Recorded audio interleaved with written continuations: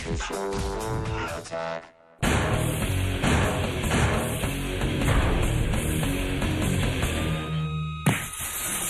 welcome Blair Butler and Eddie Bravo!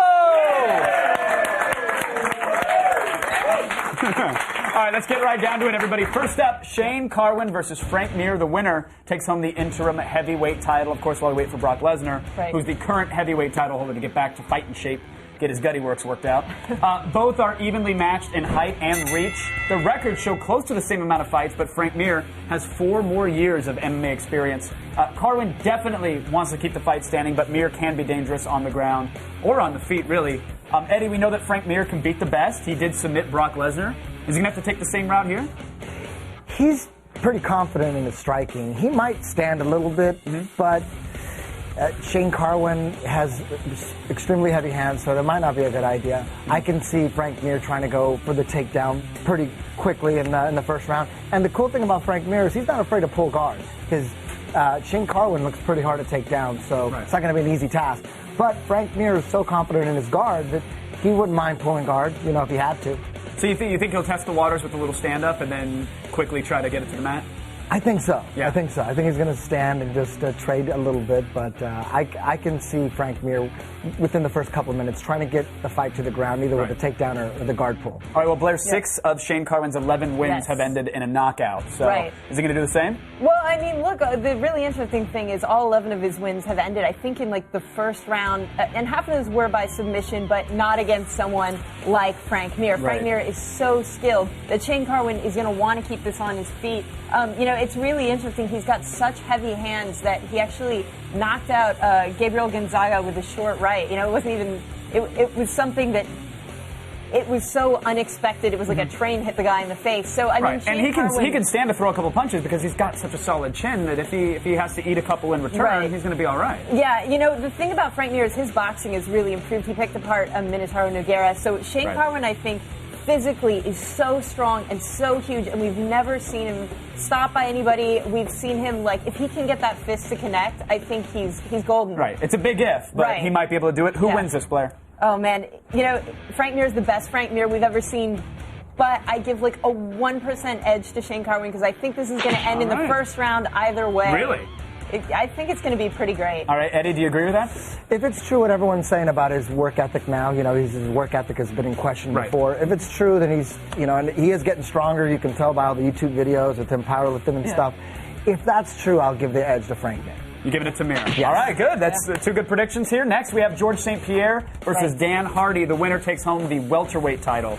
They're pretty much even in height, but GSP has a slight reach advantage. GSP is defending his title for the 4th time, while Dan Hardy has to come out and prove that he wants it, of course. Both love to stand and bang, but GSP's wrestling / jiu-jitsu, many say it's worlds better than Hardy, but I know he's been training. We'll get to that in a second, actually. But first, Blair, George St. Pierre, he has a vast array of weapons at his disposal. Against someone like Dan Hardy, what do you think we're going to see in the ring? What's he actually going to go to? Well, you know, look, GSP, along with Anderson Silva, is widely regarded as like one of the best pound-for-pound fighters in the world. And I think what he's going to want to do is take Dan Hardy down, ground and pound him, or take him down and try and submit him. You know, the interesting thing about GSP is that he has this wealth of knowledge. You know, he's fought guys like BJ Penn and Matt Hughes.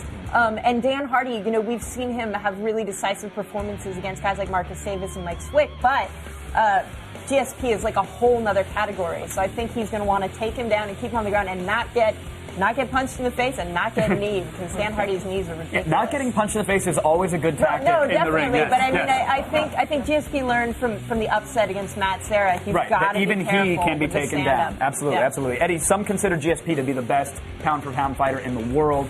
How can Dan Hardy actually stand up? How can he beat this guy? Well, GSP's been knocked out before. Dan Hardy has extremely heavy hands. The fight could end at any moment while they're on their feet. Chances are, you know, GSP's probably going to take Dan Hardy down a couple times. I mean, no one's been able to stop his takedowns. But Hardy's been training for that, right? He's going to be comfortable on the mat? Yes. I think it all comes down to whether or not GSP can pass his guard and finish him in the mount or in the back. But I think Dan Hardy's going to frustrate GSP. I think maybe GSP passes his guard, but I think Dan Hardy's going to frustrate him, recover. If he ends up in his guard, look out for mission control, elbows, try to cut him up, take him into deep waters. And I could see GSP bleeding in the 4th round, maybe, from some cuts. Really? And the crowd getting crazy, and Dan Hardy just pouring it on 4th and 5th round. All right, interesting prediction. Yeah. So it sounds like you're taking Dan? I'm taking Dan Hardy. Dan Hardy it is. Butler, what do you think? I really admire Dan Hardy, and I think he's going to bring it, but GSP is GSP. He's just so phenomenal and so well-rounded, and his cardio is insane. I'm going to have to give it to GSP. All right, another split decision. Yeah. How dare you? How dare you? Hey, do you think it's because of Dan Hardy's training? Do you think his trainer maybe has been letting him down? No, I think Dan not? Hardy's training is phenomenal. Phenomenal. And he was able to get up when he fought Marcus Davis from the back. And get Eddie Bravo and Butler, everybody. Thank you. I'm confident on this one. You guys can follow Eddie Bravo at twitter.com/Eddie Bravo. And, of course, we'll find out who's right this weekend at UFC 111.